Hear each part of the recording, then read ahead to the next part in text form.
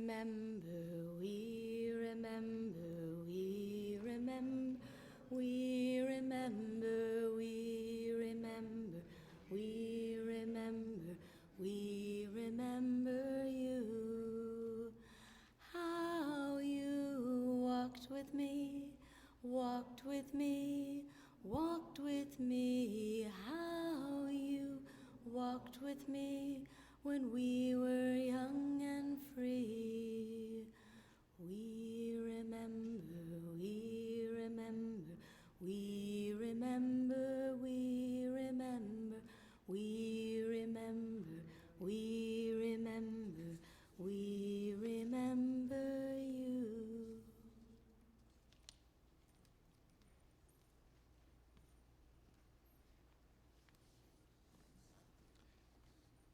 It was back on May 16th, 2016, when a young black man named Antoine Rose wrote these words. I am confused and afraid. I wonder what path I will take. I hear that there is only 2 ways out. I see mothers bury their sons. I want my mom to never feel that pain. I am confused and afraid. I pretend that all of this is fine. I feel like I'm suffocating. I touch nothing, so I think all is fine. I worry that it isn't, though. I cry no more. I am confused and afraid. I understand people believe I am just a statistic. I say to them, I'm different. I dream of life getting easier. I try my best to make my dream true. I hope that it does. I hope I am confused and afraid.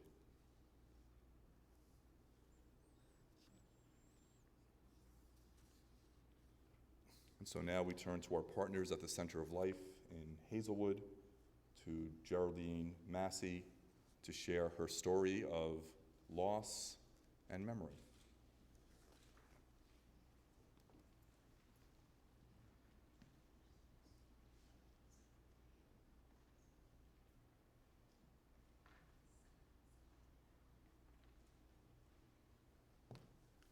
First, giving honor and praise to God for just having the honor to be able to tell my story and share it with you guys here during your Yom Kippur celebration.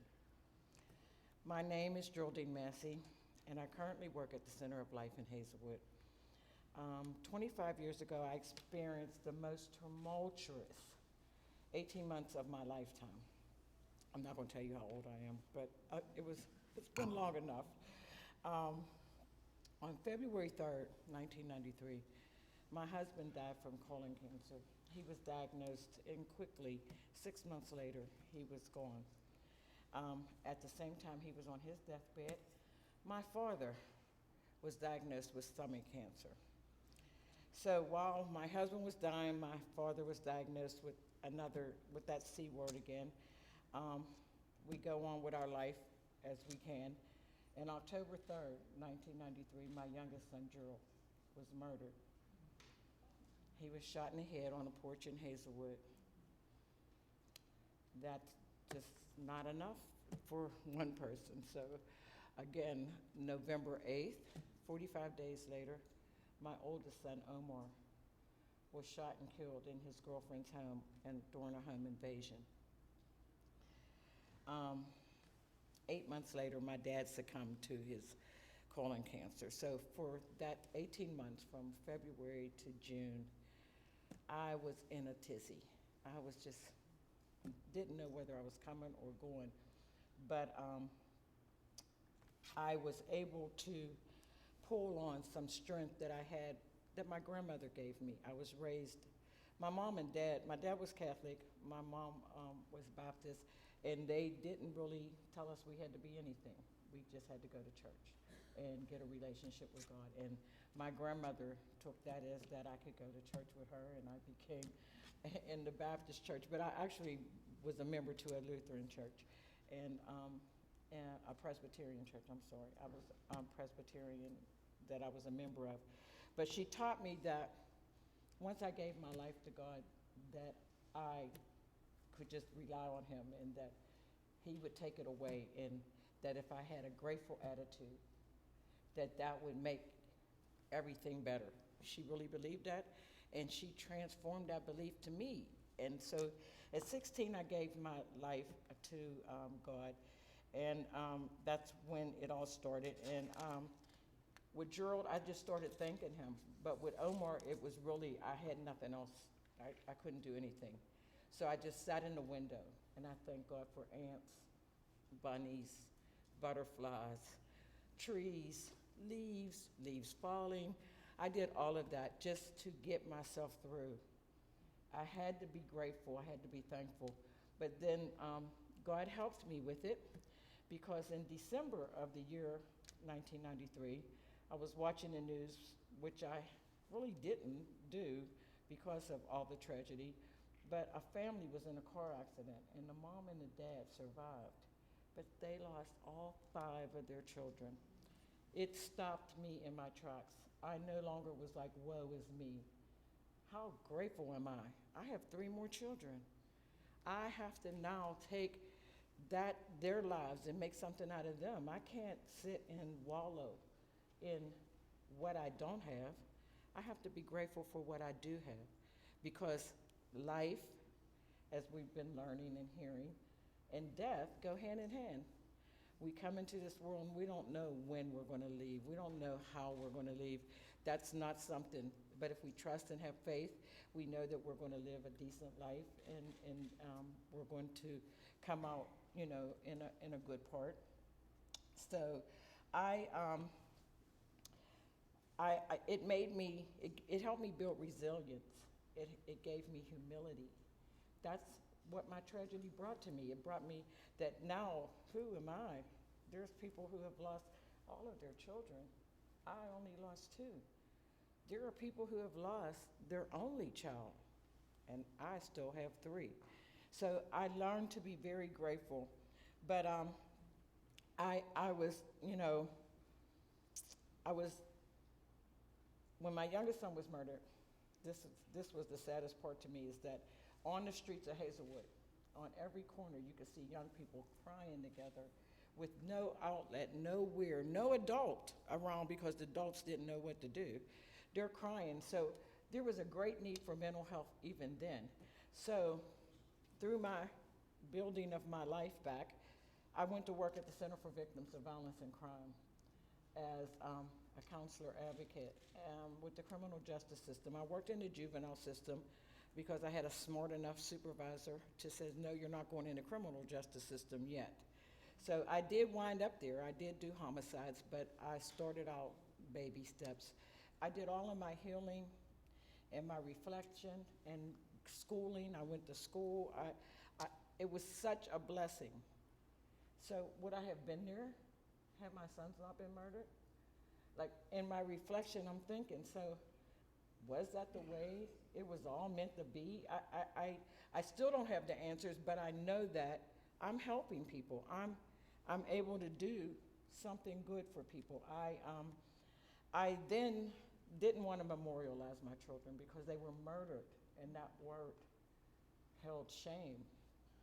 And so I didn't, but I heard about a project in 2017 with the Center of Life, and they were doing an exhibit.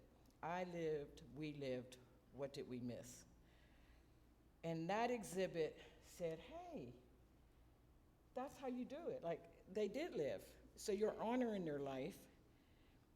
You're talking about all the life that went on after them. And you're talking about things they missed and that you missed because they're not here. So it wasn't just a memorial. It was a statement. And so I went to get involved in that project and got offered a job. So doing some really meaningful work. If you don't know the Center of Life, you've got to Google it, you've got to go on and look at it, and you've got to come and visit the exhibit. But we have empty frames. I'll just give you a picture of it, a glimpse, of all the children in Hazelwood, all the people that have been murdered. And that wall is probably, it's not that high, but it's at least one of those panels and a half filled. And we could have kept on filling them because we didn't count them like this is for this one, this is for that one. But when you look at it, you say, oh, all those people were killed. But then we also looked at it and said, look, there's grandbabies in there. There's nieces that they never got to meet. There's sisters and brothers that have grown up and graduated. There's diplomas in those frames. There's so many positive things that also go with that. So I love that I get to give back. I love that I get to give some of my journey, like, to other mothers, and that's what I do. So even at the Center of Life, I have a grief group that I run. I see parents one-on-one, so I help them with the juvenile court system. I help them with the criminal justice system. So would I have been here had I not suffered this great tragedy? And is this what I found a purpose? Not one that I would have designed for myself. You couldn't have told me that this is what I would be doing. And I added, I just today, I seen something and I added this. I really want to say that what I put in here, but I don't see it. I